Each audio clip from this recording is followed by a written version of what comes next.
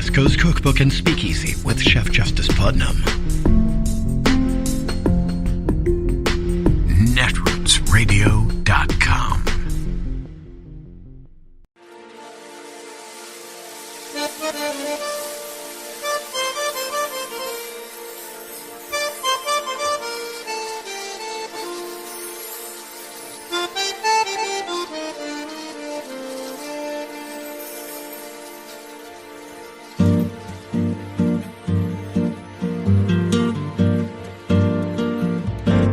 Je voudrais du soleil vert, des dentelles et des théères, des photos de bord de mer, dans mon jardin d'hiver.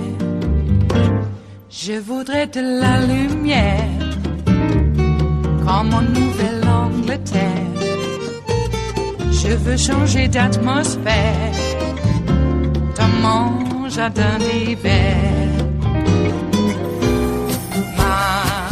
Ma fleur sous la pluie de novembre, tes mains qui courent, je n'en peux plus de t'attendre.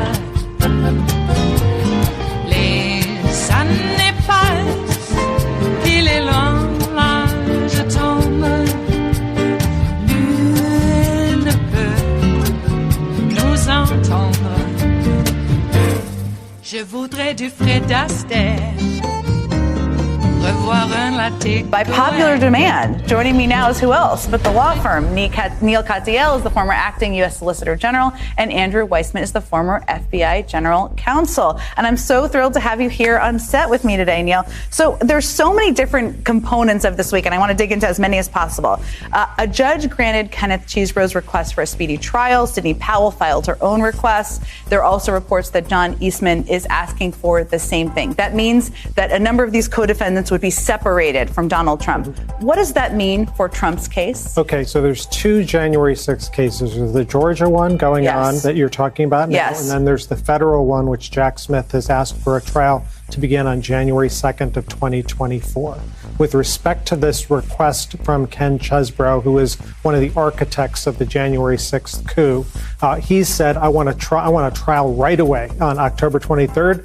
Fani Willis, the prosecutor, says, yeah, game on. The judge says, fine, game on. So what this means is that the first January 6th trial will happen. It will likely be in Georgia, and it will likely be just Mr. Chesebro or perhaps with Sidney Powell, who's also asked for a fast trial. But it won't likely involve Donald Trump or the other 16 defendants that are named in the indictment. But that means it's a signal this stuff is starting to happen. And if you're Donald Trump, you've got to be very worried. So, Andrew, just to pick it up where Neil left it there, why should Donald Trump be worried? What does it mean for his case? So I think there's the court of public opinion, and there's also the issue of just, the legal court. So just let's focus on the court of public opinion. As you mentioned, Jen, in your intro, I mean, what Donald Trump is trying to do is litigate this in the court of public opinion and just spin facts to say this election was stolen. As Neil pointed out, that is very soon going to be in a forum that he cannot control, and he won't even be a defendant in that courtroom. So there will be facts and law that is going to be going on at the end of October in Georgia. And there actually is going to be a hearing tomorrow with respect to Mark Meadows, where again, facts and law will be presented and Donald Trump will not be there to spin his version. So I think just from both from sort of what's going to go on in court, but also his whole play, which is to try this in a place where he can just make up the facts and the law that he wants, that is going to be really hard for him going forward because you have these divergent defendants wanting to get into court sooner. So, Neil, Andrew referenced this Mark Meadows trial. There's a lot happening tomorrow, actually. So let's start with the Mark Meadows trial. He wants to move the venue from the state venue to a federal court. What are you watching for in this trial, and what happens exactly if any of these co-defendants who are asking for that are successful? Yeah, so there's a really old law of Congress that says if you're a federal officer performing a federal function and you have a federal defense, if you've been indicted in state court, you can move that to federal court. It still means the state prosecutors control it all. So, for example, if Donald Trump wins in 24 or some other Republican, he can't terminate the state prosecution, but it does change things. So most importantly, and this is, I think, what Trump cares about the most, there are cameras in Georgia state courtrooms. There are not cameras in the federal system. Do you think what Mark Meadows cares about too? Oh, absolutely. I think they all care about, they want this trial. They do not want the American public to see this trial. They are scared like vampires of sunlight here. And so I think that's part of it. Part of it is also to try and manipulate who's on the jury and things like that. So I don't think this removal motion that Meadows has filed is going to be successful because it does require you to be performing a federal function. And last time I checked, organizing a coup, even if you're the chief of staff to the president, isn't part of your official job description. Right, and the chief of staff isn't typically calling the Secretary of State of Georgia. As a non-lawyer, I can just state that as a person who's worked in politics. Andrew, I wanted to ask you about one of the subtle changes I noticed, but again, I'm not a lawyer, in Trump's tone, where he basically said, he went from saying the election is rigged to I thought the election was rigged. He also changed legal representation. What do you read into that, and does it mean anything? Sure. So good pickup on that. I do think that if you're his lawyer, you do want to switch to an argument that this is what he believed. He believed at the time that the election was rigged, but that he's not saying, and it's not necessary for him to prove that in fact it was. In other words, he could have been mistaken. I don't think that's going to fly. I mean, it's way, way, way too late in the day. I mean, this is since you can introduce all of his statements, one of the questions the jury would have is, I'm sorry, why now? After all this time, is there evidence that suddenly came out yesterday that changed your mind? So I understand why the lawyer might want to do that, but I don't think that's going to work. If you were going to make that argument, you needed to do it a long time ago. And then why counsel changed, that's, no one knows for sure. Obviously, it could be a question of money because Donald Trump has a history of not paying for his counsel. But I think it also could be if Donald Trump felt like he wasn't sufficiently controlling his counsel. And one of the things that everyone pointed out that were the bail conditions and that Donald Trump's were very different. I personally think that his previous lawyer, was right not to challenge that and to accept Bonnie Willis's sort of ultimatum that these are the criteria, because the downside for the lawyer was that you'd have a hearing and there would be issues and it would be presented to the court. That's something you would really not want to do if you were representing Donald Trump, have it laid out all of the ways in which he had harassed various witnesses, judges, prosecutors, etc. So I think we'll see. I mean, I think the new lawyer is good, but it's odd to change lawyers so late in the day. So, Neil, not to leave out a major hearing or major development that we could learn tomorrow, which is the date of the trial for the case against Trump in overturning the election. What are you expecting? What are you watching for as we look to hear more from that tomorrow? So this is the big enchilada. Tomorrow, Judge Chutkan in D.C. is going to set the date for Donald Trump's federal January 6th trial. The prosecutors have asked, as I said, for January 2nd of 2024. Donald Trump's lawyers literally filed a motion saying 2026. Right? Okay.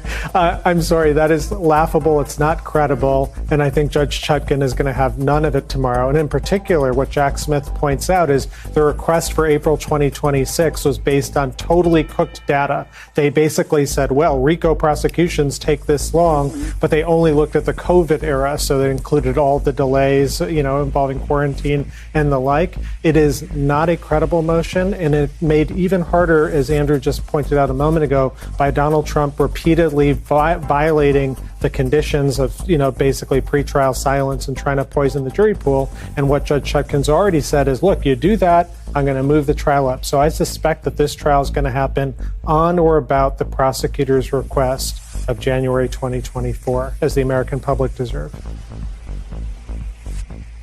It is Monday, the 28th of August of 2023, and you are in West Coast Cookbook and Speakeasy.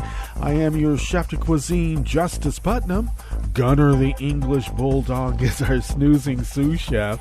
Precious, Our little Yorkie is the door girl, and she will be seating you directly for our especially special daily special, River City Hash Mondays, because, well, it was the weekend, and you know what we do on Mondays. That's right. Every diner does. Even salons such as West Coast Cookbook and Speakeasy. Yeah. Well, how are you? We made it through the weekend, and looks like the breaking news this morning is that Fani Willis has subpoenaed Raffensperger in the Meadows part of that trial. And so, yeah, we look forward to more of that coming today, and meaning that Chutkan in the D.C. court will decide, what Trump gets to do or not get to do. And he's not going to like any of it because that's the way they are. Yeah, there was a headline that I saw in one of the news aggregates online, that MAGA is basically seeing Trump as the martyred savior of America. Donald Trump, martyr. The martyr, Donald Trump. They're going after this really corrupt rich guy. They could go after us. Well, what does that say about you? It always cracks me up when they say things like that. Oh, yeah, if they're going to come after the most corrupt president we've ever had in the history of our of the great experiment, they could come after us. Really? Maybe they should. I wish they would. Okay. Oh, yeah, there was that debate. There was the debate. People are still talking about the debate. Like Ron DeSantis with this bizarre story that he didn't get right on any account, even down to the name of the people involved. So these people just lie through their teeth. Yeah, apparently some woman survived an abortion and was on the plate where they dispose of the fetus when someone saw it twitch and they brought it to life. Can you believe that BS? Turned out that this was actually before Roe v. Wade, and it was the dad who tried to perform an abortion with a coat hanger. And then the story gets a little bit more weird than that, but nobody was put on a plate to be disposed of and then survived. Unbelievable. Where do they come up with this stuff? I'll tell you where they come up with this stuff. Nazi propaganda shops. The FSB. Do I call the Russian intelligence Nazis? I don't know. Maybe we should. Vlad's putting out Russia as white paradise. Mm-hmm. A lot of white nationalists look to Vlad for guidance. And they want to call themselves Americans. Yeah, they do. Oh, Wurzelbacher died. Joe the plumber, age 49. Yeah, some sort of cancer. Well, I think it was pancreatic cancer. I don't know. But, yeah, it's far too young, but he was a deplorable. Let's be clear. Not because he, perpetrated a lie by confronting Barack Obama. Not because he was a tax cheat, worrying about having to pay millionaire taxes on a plumbing business he didn't own. And so therefore it's going to be Obama's fault for him paying taxes. He wasn't paying on a business he didn't have. He was also a deplorable for what he wrote to grieving parents of kids who were killed in mass shootings. What was that? Your dead kids don't trump my constitutional rights to have a gun. Who does that? A deplorable person. So I'm sorry he died of cancer at the age of 49. It doesn't change the fact that he was a deplorable and pretty much presaged the MAGA movement as we know it today. Hateful, spiteful, want to cause the most anguish and pain that they can just to watch people in anguish and pain because it makes them feel like they've accomplished something in their unaccomplished lives, which is also a lie. Because I got to tell you, it takes a lot of money to have the armament that they get to drive around in these big gas-guzzling, smoke-spewing monster trucks they have in their mini-mega mansions. Mini-mega? Maybe we should call it mini-maga mansions, or a mega-mega mansion. Mick mansion. I think that's one of the terms they use. A mini-Mick mansion. Yeah, I've seen a lot of fairly well-off business types turning into magas, enough that they can rent Learjets to go to their coups. We saved money. 3 of us pooled our money and rented this Learjet. See? Jesus Christ. Don't mutilate our kids either. That's the other term I keep hearing. And then they turn around and say they're going to take their high school senior daughter graduating for her breast augmentation surgery. Don't mutilate our kids? I don't know. I guess it doesn't have to make sense as long as, like, some liberal is upset about what they do. Then we've done something. We caused this whole forest just to spontaneously combust, but it makes a liberal feel bad. Go good, it's good then. I don't know. One party was susceptible to this kind of behavioral modification.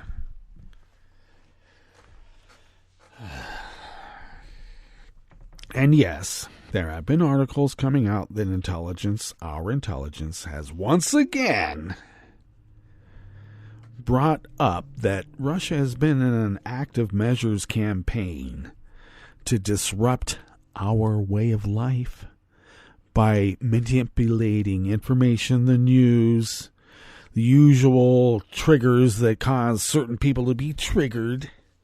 And there was only one party that as a whole was able to be brainwashed by Vlad and his cohorts. And another party who apparently is like the real racists, the real Nazis. Yeah. Okay, whenever they say that, it's projection. Oh my God. And they're out doing the work even now. You know, this psychophantic loyalty to Trump, what's that all about? Because they are not so unlike Donald Trump. When they say that they see themselves in Donald Trump, believe them. Okay. And also, how is it that this guy's able to make a bunch of money off his mugshot? I don't get it. I mean, there are actually laws that prevent murderers in particular from making money off of their crimes. I don't get it. You write a book, you don't get the royalties. If you're even allowed to write a book. This guy's able to make coffee mugs with the mugshot. $7 million he's raised. Why is not any of his assets forfeited in civil asset forfeiture like normal people would be? It can be argued that a lot of his properties are the results or the fruits of a crime. Right down to getting 11,801 votes. One more than we need. Like, no one's going to question that.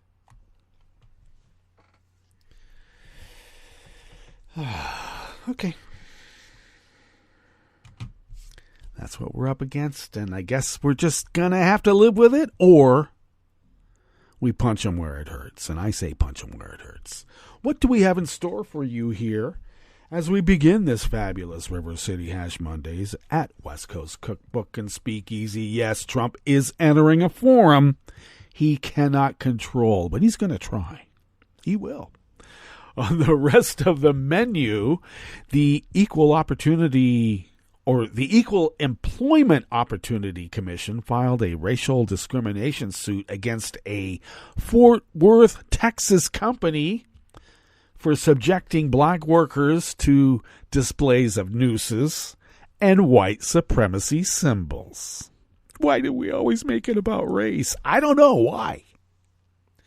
A last-minute legal maneuver keeps San Francisco Bay Area cops from testifying about racism within their department for now. Just for now. And workers exposed to extreme heat have no consistent worker protections in the United States. We could remedy that. After the break, we move to the chef's table, where London's Metropolitan Police Force has stepped up security after a company that holds details of its officers and staff was hacked. That's happening a lot. And Norway will spend $6 million a year until the end of the decade stockpiling grain, citing the pandemic, war, and climate change. Now that's forward thinking. Could we have a little bit of that here? All that and more on West Coast Cookbook and Speakeasy. Bon appetit.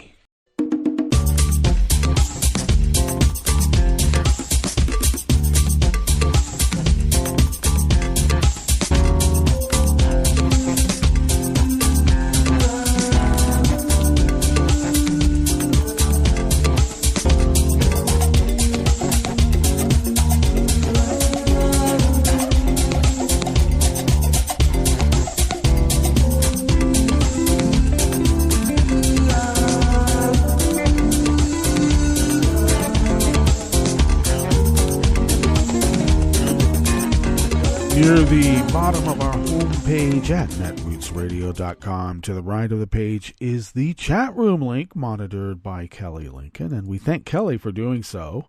Across the page from that chat room link, near the bottom of our homepage at netrootsradio.com, is the link to our Patreon page. And if you could become a recurring Patreon of Netroots Radio, it really does help us pay our bills and all the other costs it entails in running this powerhouse of resistance.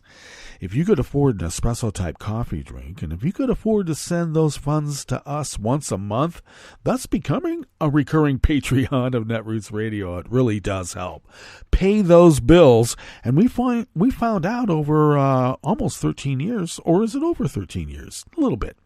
That when you pay your bills, you can fly under the radar and get away with a hell of a lot until some Nazi says that you're woke. That's a woke business. We can't have woke businesses. Oh, yes, we can.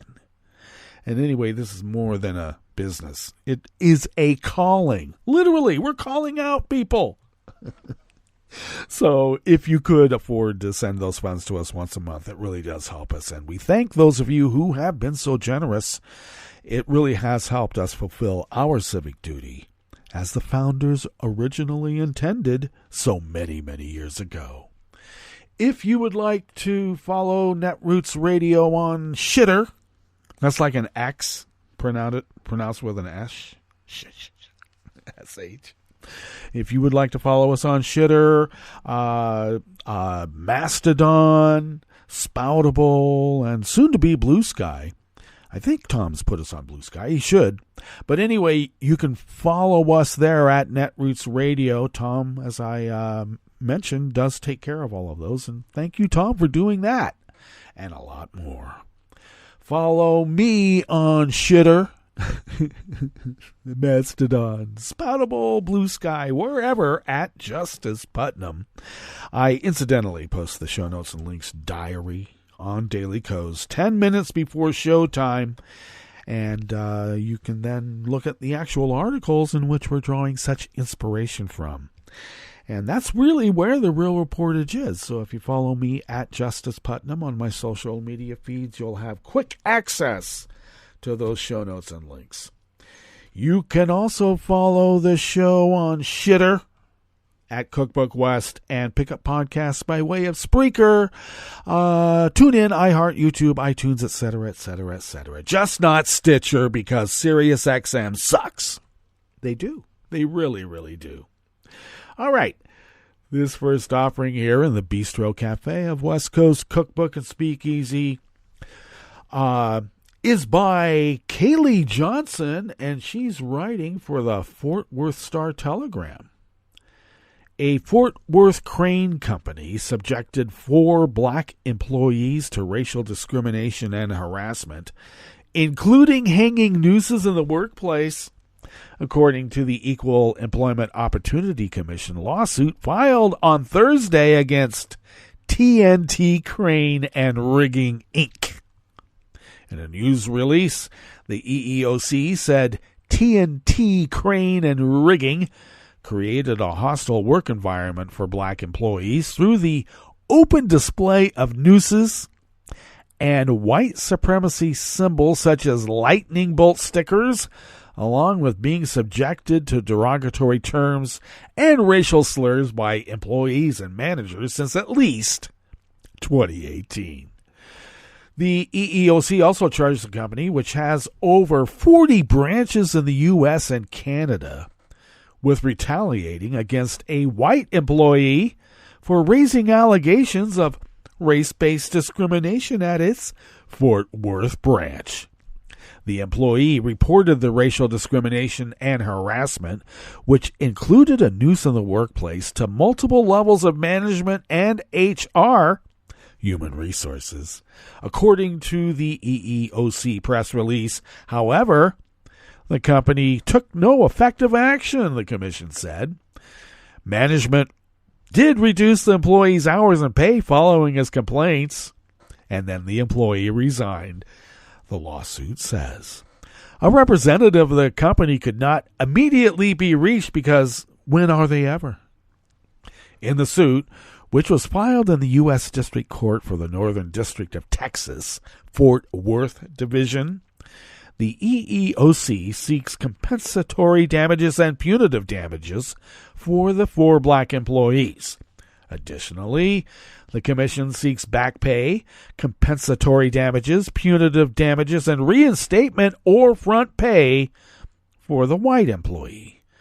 The allegations violate Title VII of the Civil Rights Act of 1964, which prohibits discrimination based on race and prohibits employers from retaliating against employees who report discriminatory treatment, the EEOC said.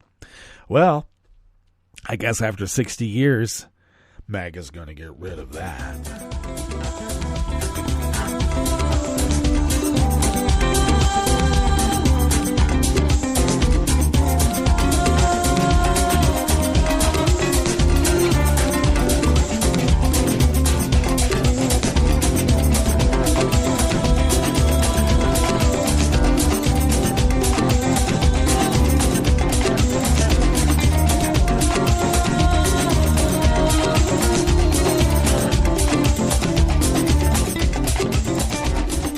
At the San Jose Mercury News brings us this next offering here in the Bistro Cafe of West Coast Cookbook and Speakeasy, River City Hash Mondays. On Friday morning, Antioch police officers were expected to answer questions under oath about racism within their own department for the first time since a cascade of scandals revealed prejudice and alleged criminality among their ranks, but a last-minute legal maneuver prevented it. At a Friday court hearing, Superior Court Judge David Goldstein accepted a concession by the Contra Costa County District Attorney, admitting that Antioch officers who investigated a series of 2021 gang-related shootings had violated the California Racial Justice Act when they sent racist texts and memes to each other while discussing the case. The district attorney's concession eliminated the need for defense attorneys to call subpoenaed Antioch officers as witnesses, staving off potentially embarrassing testimony that could have revealed how prevalent racism is within the police department. But the door is not fully closed. Defense attorneys for the four accused men will soon argue that murder charges against them should be reduced, and Goldstein is giving lawyers an opportunity to make their case for why Antioch officers should be subpoenaed again. The next court date has been set for September 8th. The development comes barely a week after 13 current and former Antioch and Pittsburgh police officers were charged in a set of sweeping federal indictments alleging savage violations of civil rights, cheating on training classes, distributing steroids, interfering with a related murder investigation, and accepting bribes to make traffic tickets go away in what is one of California's biggest criminal cases of police corruption.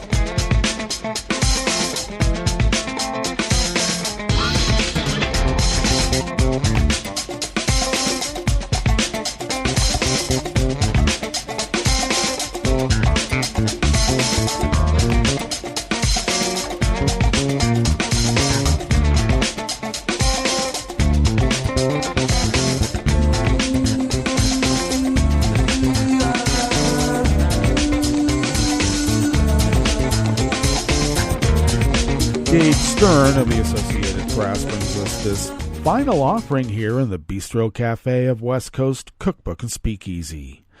Santos Brizuela spent more than 2 decades laboring outdoors, persisting despite a bout of heat stroke while cutting sugarcane in Mexico, and chronic laryngitis from repeated exposure to the hot sun while on various other jobs.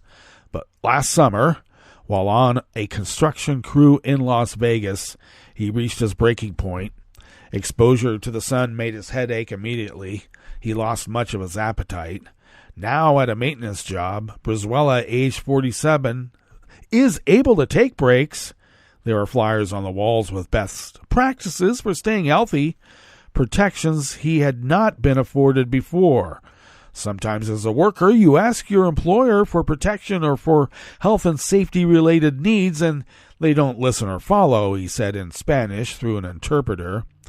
An historic heat wave that began blasting the Southwest and other parts of the country this summer is shining a spotlight on one of the harshest yet least addressed effects of U.S. climate change: the rising deaths and injuries of people who work in extreme heat, whether inside warehouses and kitchens or outside under the blazing sun, many of them migrants and low-wage jobs. State and federal governments have long implemented federal procedures for environmental risks exacerbated by climate change, namely drought, flood, and wildfires. But extreme heat protections have generally lagged, with no owner in state and federal governments, said Ladd Keith, an assistant professor of planning and a research associate at the University of Arizona. In some ways, we have a very long way to catch up to the governance gap in treating the heat as a true climate hazard, Keith said. There is no federal heat standard in the U.S., despite an ongoing push by President Joe Biden's administration to establish one. Many of the hottest U.S. states currently have no heat-specific standards either. Remember when Abbott said no breaks for workers in the heat? No water breaks? What's up with that? Well, you know what it is. Instead, workers in many states who are exposed to extreme heat are ostensibly protected by what is known as the General Duty Clause, which requires employers to mitigate hazards that could cause serious injury or death. The clause permits states or state authorities to inspect work sites for violations, and many do, but there are no consistent benchmarks for determining what constitutes a serious heat hazard. Many states are adopting their own versions of a federal emphasis program that increases inspections to ensure employers offer water, shade, and breaks, but citations and enforcement still must go through the general duty clause. I think we ought to get on this, and quick. All right, speaking of getting on something quick, why don't we get to our break? And when we get back from that break, we will go through weather from around the world, and we will finish up with the stories that we have curated for you today. You are listening to West Coast Cookbook and Speakeasy, and we will be right back. You are listening to netrootsradio.com. Please hang up and try again.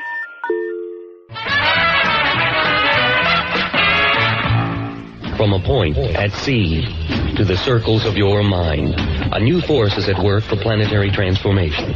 New radio for a new Earth.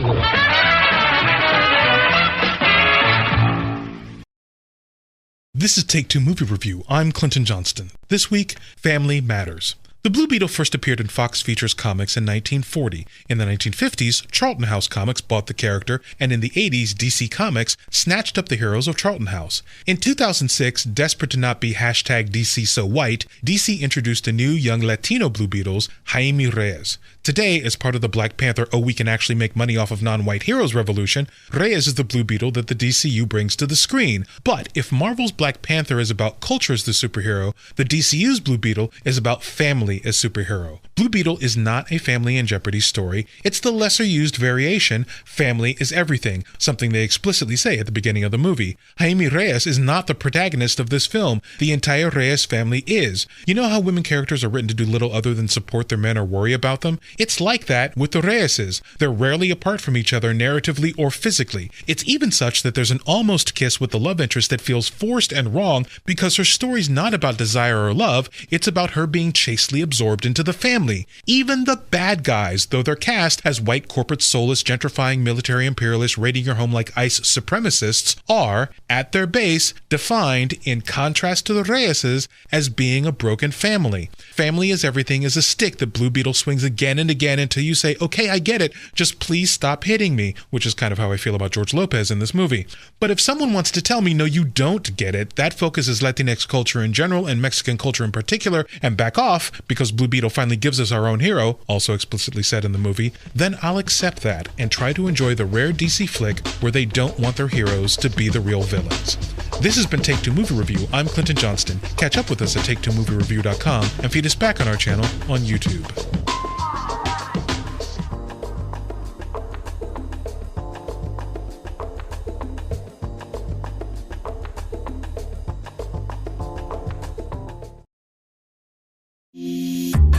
This program is presented by the Centers for Disease Control and Prevention. Hey kids and parents, it's back to school time. As you shop for school supplies and get ready for class, make sure you have emergency plans in place. Did you know that emergency preparedness plays a major role in school life? Throughout the year, schools actively prepare for natural disasters, outbreaks, and other emergency situations. Students and parents need to be aware and learn what to do during an emergency. Every family should build an emergency kit, make a family disaster plan, and be informed about events that could affect their community. Parents, take a few extra steps to help children be prepared. Make sure they know the full name, address, and phone numbers of parents or guardians. In our high-tech world of cell phones, memorizing emergency phone numbers is very important. Include a copy of this information in their backpack. Other items to keep in their backpack include water and non-perishable snacks, a pocket-sized first aid kit, a whistle to alert others for help, and a list of allergies, medical conditions, and medications. Make sure their school and teacher have a copy, too. Be familiar with different routes and ways to travel home, like walking, taking the bus, or riding home with another student who lives nearby. Establish a secret code word with your child and whoever takes them home from school to protect against an unauthorized person picking them up. This list is a great starting point to prepare your student for the upcoming school year. Customize these steps to fit your child's capabilities and needs. Ask school administrators and teachers about emergency preparedness plans so you know what steps they are taking to keep your child safe. Many schools have guidelines on how to shelter in place during natural disasters, how to secure classrooms during an emergency lockdown, and how to teach preparedness curriculum to students. Remember, emergency preparedness is important for everyone.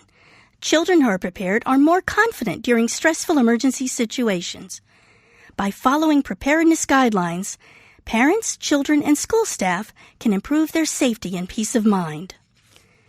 For more information on school emergency preparedness, visit cdc.gov/children/schools. To learn more about disasters and emergency preparedness, follow @CDC Emergency on Twitter or visit emergency.cdc.gov. So, let's get prepared. Have a great school year. For the most accurate health information, visit www.cdc.gov or call 1-800-CDC-INFO. This is a message from CDC.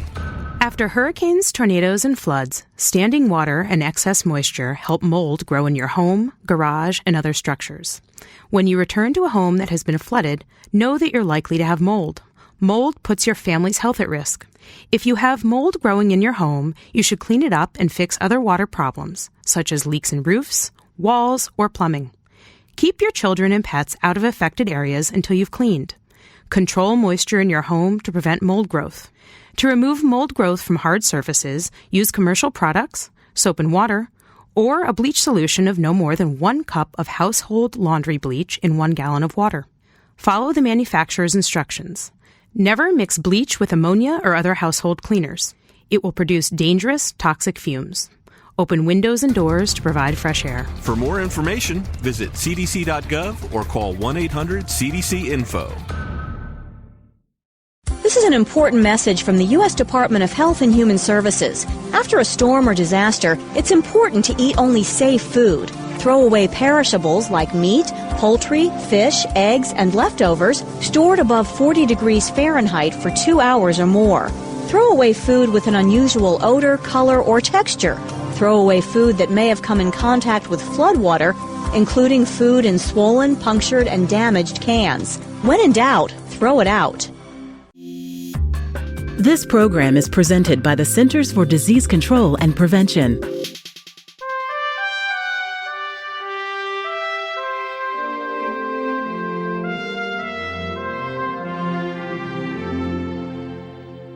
Welcome to A Cup of Health with CDC, a weekly feature of the MMWR, the Morbidity and Mortality Weekly Report. I'm your host, Dr. Kathleen Dooling. Occasional aches and pains are an expected part of life, but for many people, pain is a constant companion. Dr. Chad Helmick is with CDC's National Center for Chronic Disease Prevention and Health Promotion. He's joining us today to discuss ways to manage chronic pain. Welcome to the show, Chad. Thank you. Chad, how many people in the U.S. suffer from chronic pain? In 2016, 50 million adults had chronic pain, which is pain on most or every day in the past 6 months. More interesting, though, is that 20 million people have high-impact chronic pain, which is chronic pain that also limits their work or life activities on most or every day in the past 6 months. This is a problem because chronic pain is associated not only with symptoms, but with anxiety and depression, reduced quality of life, and the risk of opioid problems. What are the most common causes of chronic pain?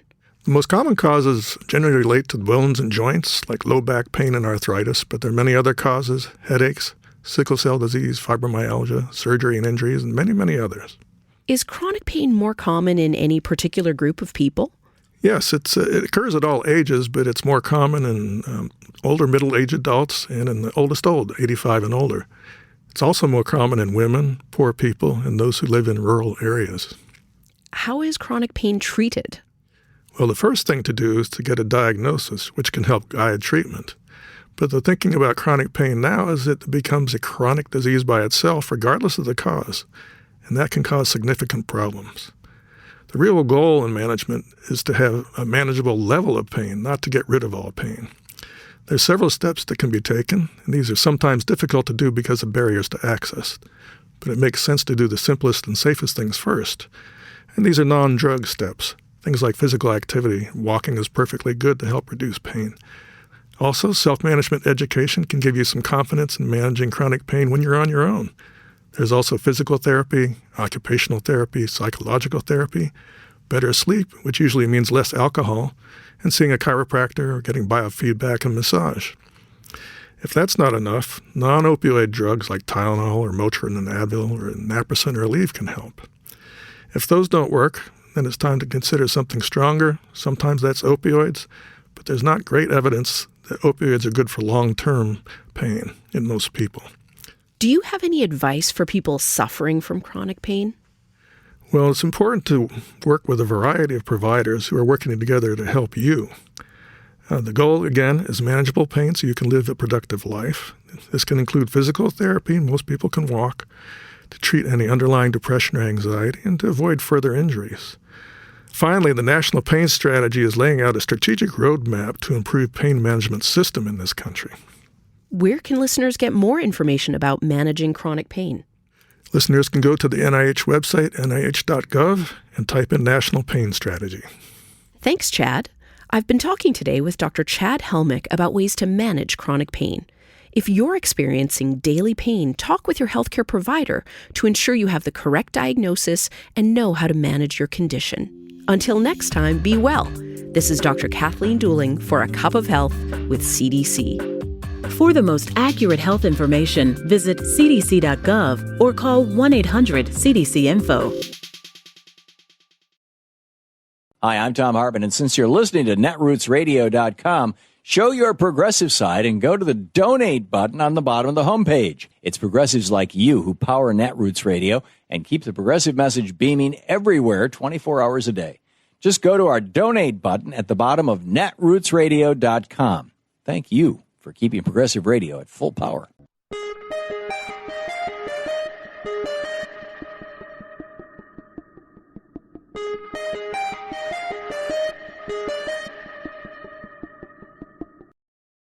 This summer is the first for the bylaw in Nantucket, Massachusetts that allows topless bathing on the town's beaches regardless of gender. How's that going? I'm Bill Newman, and this is the Civil Liberties Minute. With regard to the effect of the topless bylaw, which was enacted by Town Meeting 327-242, a review of the police blotter seemed like a good place to start. And indeed, so far this summer, the police have made many entries. There have been, for example, reports of deer strikes. Oh, the poor deers. And parking violations, as well as mention of intoxicated bar crawlers and an occasional disorderly patron. And sewer overflows from all the rain. The town's website says the town expected an adjustment period for the topless bylaw. Fortunately, it seems that the adjustment period for this island community has gone swimmingly. The sheriff reports that fears of the topless ordinance turning the community into a seaside strip club were completely unwarranted. And the worries about buses or boats diverting to Nantucket for ogling have proved, in the words of the police spokesman, a bit ridiculous. As for complaints about women going bare-chested, there hasn't been a single one. Really, not one. On this score, the police blotter is naked. Apparently, the only thing for the town to fear was fear itself and nippy weather. The Civil Liberties Minute is made possible by the ACLU because freedom can't protect itself. I'm Rick Smith, and this is Labor History in 2. On this day in labor history, the year was 1963. That was the day one of the most important stands for justice and equality took place in United States history. Dr. Martin Luther King Jr. delivered his I Have a Dream speech to 250,000 people in Washington, D.C. But did you know that one of the main organizers for the march was a man by the name of Bayard Rustin? Rustin is often left out of the history books because he was gay and because of his earlier communist affiliations. He was born in 1912 and raised in Westchester, Pennsylvania. He was raised in the Quaker tradition, and his commitment to peaceful, non-violent protest continued into the civil rights movement. Rustin joined the Young Communist League in the 1930s, a time when communist organizers were some of the few people actively speaking out about racial injustice in the United States. After he left the Young Communist League, Rustin spent a brief time as an organizer for a March on Washington, D.C., planned in the 1940s. This movement was led by one A. Philip Randolph. The planned march was aimed at putting pressure on President Franklin Delano Roosevelt to desegregate work at industries with federal wartime manufacturing contracts. When President Roosevelt agreed to issue an order desegregating these jobs, the planned march was called off. But the idea for the march lived on and became a reality during the Civil Rights Movement. Rustin went on to work in the labor movement. He became the founder and first director of the AFL-CIO's A. Philip Randolph Institute, which focuses on tearing down the walls of discrimination in workplaces and within the labor movement. Labor History in 2 brought to you by the Illinois Labor History Society and The Rick Smith Show. For more information, go to laborhistoryin2.com, like us on Facebook, and follow us on the Twitters at Labor History in 2.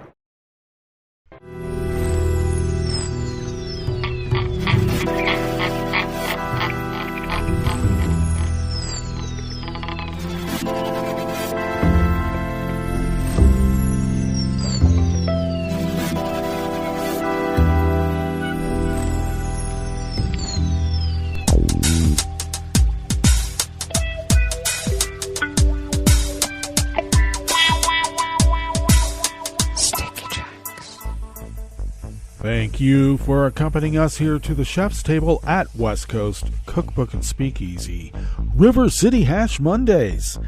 We always begin weather from around the world along the banks of the Rogue River and the Rogue River Valley of Southern Oregon on the west coast of the continental United States of America, because there's lots more of us where we come from, where it is currently 57 degrees Fahrenheit, still under an air quality alert, expecting highs in the low 90s. A bit cooler than what we've had, actually. Morning clouds will give way to afternoon sunshine, but visibility will be reduced by smoke. Winds will be out of the west-northwest at 5 to 10 miles per hour. Mainly clear skies tonight with visibility reduced by smoke. Lows in the mid-50s, winds out of the west-northwest at 5 to 10 miles per hour, and then a few passing clouds tomorrow, otherwise generally sunny, except visibility will be diminished and reduced by smoke. Winds will be light and variable. Grass pollen, though, is rated low here in Rogue River proper, but the air quality index is in the unhealthy range at 194 parts per million. Once again, healthy is under 30 parts per million. Okay. The UV index, daytime UV index, is rated high at level 7, so take care with that. Barometric pressure is holding steady at 30.09 inches. Visibility is down to 1 mile because of smoke. And relative humidity is at 98%. Tropical. Weather from around the world is brought to you by a crowd of crowdsourced weather stations that a crowd crowdsources from around the world. London is 68 degrees and partly cloudy. Paris is 69 and mostly cloudy. Rome is 61 with rain and a wind advisory. They're getting gusts of over 40 miles per hour. Kabul is 68 degrees and fair. Kyiv is 94 and partly cloudy. Hong Kong is 84 and mostly cloudy. Tokyo is 83 and clear. Melbourne, Victoria, Australia is 54 degrees and cloudy. San Francisco, California is 60 degrees and fair. Chicago, Illinois is 73 degrees and sunny. And New York, New York is 75 degrees Fahrenheit and cloudy. And that is weather from around the world, brought to you by a crowd of crowdsourced weather stations that a crowd crowdsources from around the world.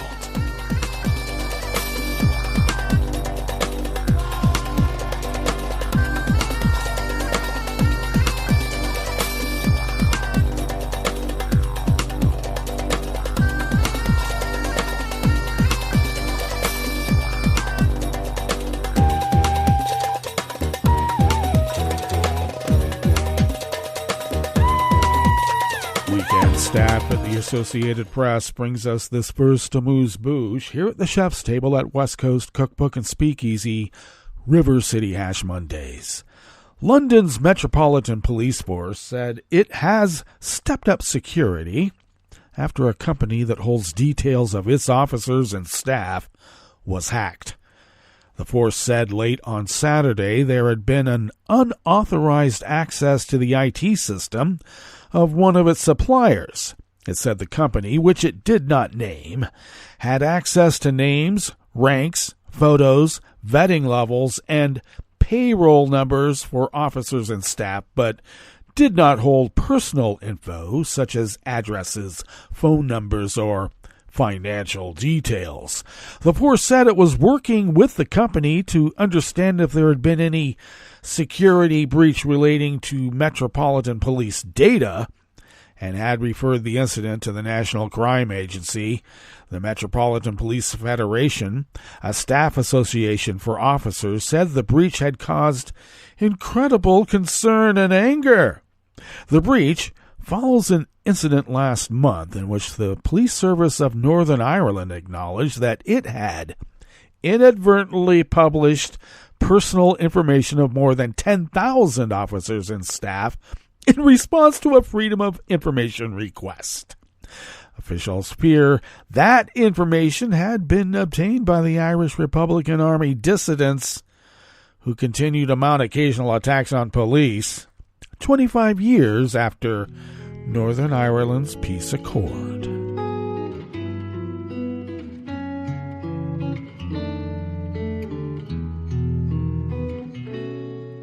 Je te donne ce mon amour pour la vie entière, la promesse de me trouver à tes genoux.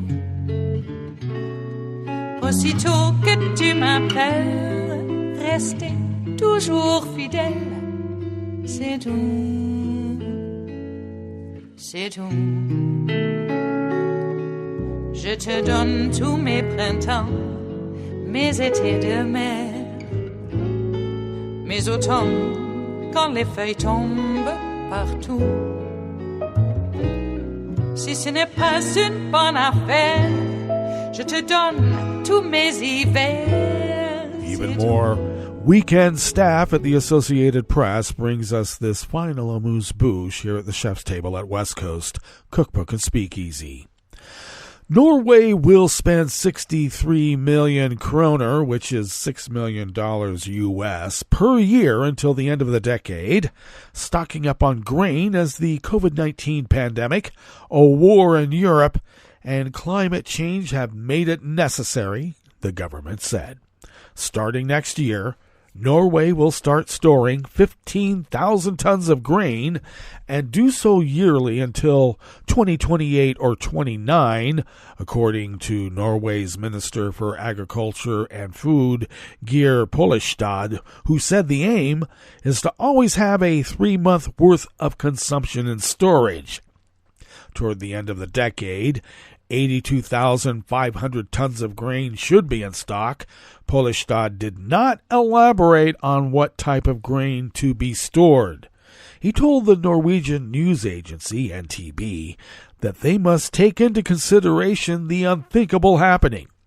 In a situation with extreme prices on the world market, it will still be possible to buy grain. But if we have done our job, we will not be so dependent on the highest bidder at auction.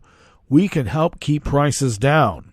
Norwegian Finance Minister Trygve Slagsvold Vedum told NTB that food preparedness is about security for everyone. The Norwegian Parliament will have to approve the plan before moving forward. The storage location of the potential grain stockpiles has not been decided. Norway has stored grain in the 1950s, but closed down the storages in 2003 after the Scandinavian country decided it was no longer necessary. Norway houses the global seed vault in its Svalbard archipelago, some 1,300 miles or 800 miles from the North Pole. And I guess that's all melting. They're talking about moving the seed stockpile, by the way. And since 2008, gene banks and organizations around the world have deposited nearly 1 million samples of seeds at the vault to back up their own collections in case of man-made or natural calamities. The Norwegian government funded the construction cost while an international non-profit organization pays for the operational costs. Russia's war in Ukraine has affected the global trade of grain, with both countries being major suppliers of corn, wheat, barley, and vegetable oil. In July, Russia halted a wartime agreement with Ukraine, allowing grain to move to countries in Africa, the Middle East, and Asia, where hunger threatens millions of people already struggling with high local food prices. Well, that brings us to the end of our broadcast period for the day, but you do know Netroots Radio broadcasts on, and we will meet up here tomorrow for Tarrytown Chowder Tuesdays. So do stay tuned to Netroots Radio all day and all night for all the breaking news as it breaks, and we will meet up here tomorrow, right here in West Coast Cookbook and Speakeasy. Bon appetit.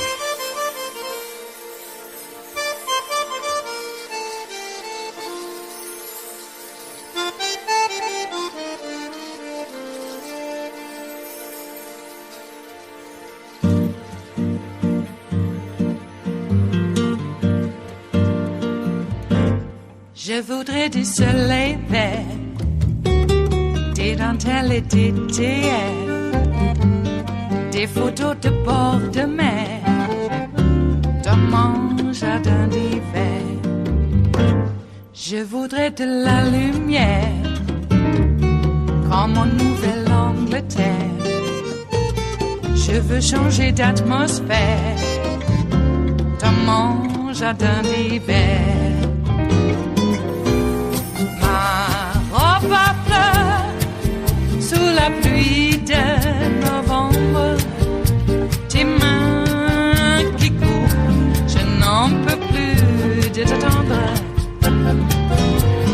Les années passent, qu'il est loin, là je tombe. Nul ne peut nous entendre. Je voudrais du Fred Astaire, revoir un latte Goer. Je voudrais toujours te plaire dans mon jardin d'hiver. Je veux déjeuner par terre, comme aux langues de golfe clair. T'embrasser les yeux ouverts dans mon jardin d'hiver.